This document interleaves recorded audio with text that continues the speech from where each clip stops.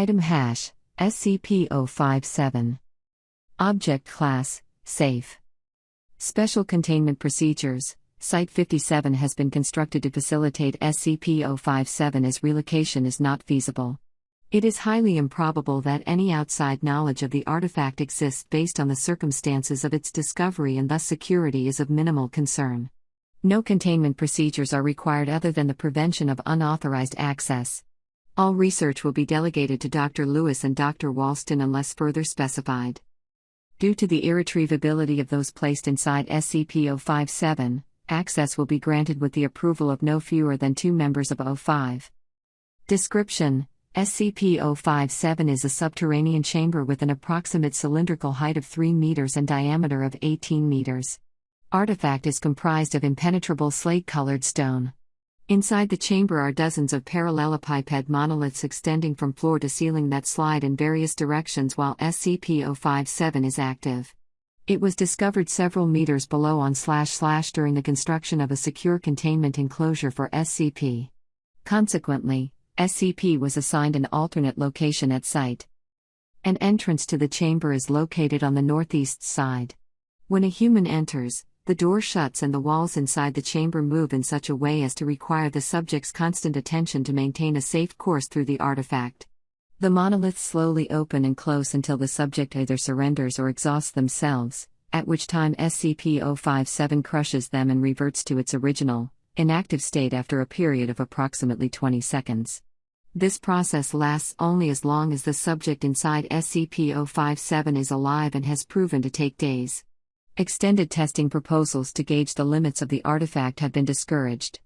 All tests on animals, machines, and cadavers have proven futile. Only a living, breathing human being is able to initiate this process upon entering SCP-057. Hide Incident Report 057-1.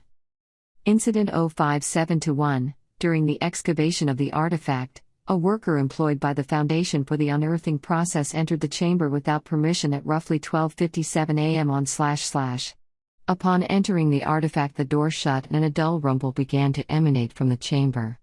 Standard lockdown procedure was initiated and all personnel in the vicinity were evacuated. A remote-operated vehicle, ROV, was deployed in order to safely determine the cause of the event and to gauge any possible threat of SCP-057. Aside from the rumbling noises produced during the event, no anomalous effects outside of the artifact were observed.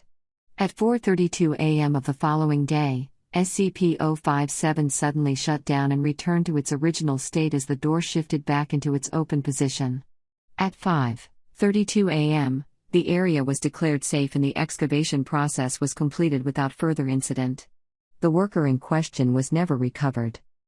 Hide Experiment Log 057-1. Experiment Log 057-1, a controlled experiment for the purpose of exploring the interior of SCP-057 was requested by Drs. Lewis and Walston on / and approved shortly thereafter by O5 Council. D-1021 was equipped with a radio able to send and receive transmissions to and from the doctors.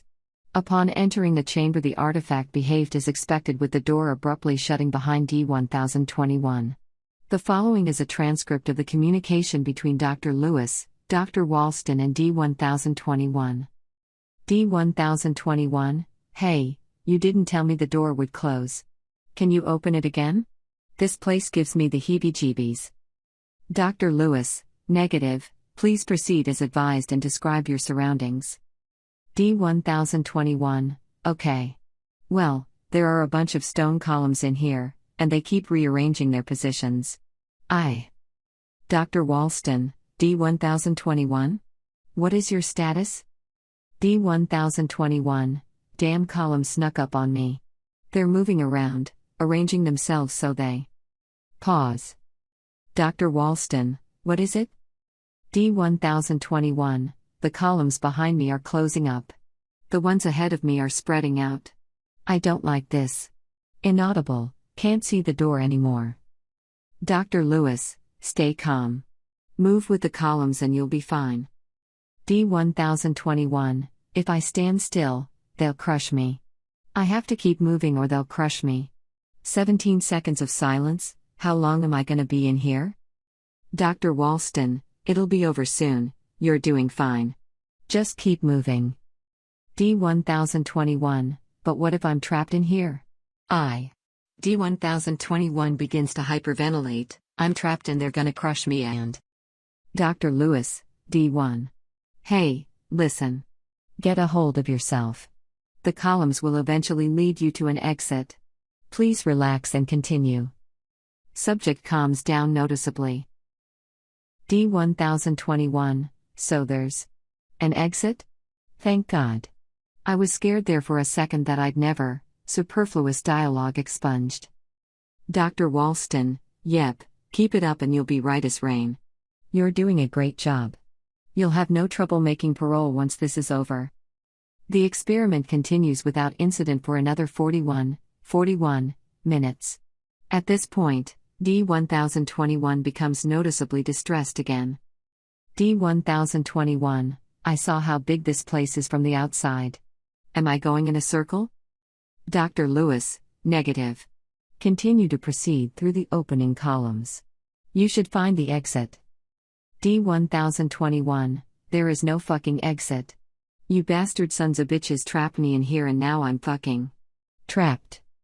Subject begins to hyperventilate again. Dr. Walston, you are not trapped, D-1021. Continue to the exit or you will be forced to. D-1021, forced to what? There's nothing you can do to me, I'm gonna fucking die, I'm gonna die. Dr. Lewis, D-1021. Panicking will only exacerbate your situation. Focus. D-1021 breaks into tears. He continues to cry for the next 2 hours as he makes his way through the columns and does not reply to any questions. Eventually, the crying ceases.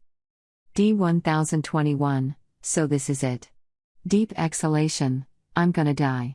I guess I'll just stop and close my eyes. Maybe it won't be so bad. Several minutes of silence, I can't. I can't. I can't, I can't. I can't. D-1021 continues to repeat this for several minutes. Eventually he trails off and falls silent. Dr. Walston, D-1021? D-1021 stops in his tracks, breathing slowly but heavily. Faint sobbing is audible. Dr. Walston, D-1021, proceed through the room as advised. D-1021, I.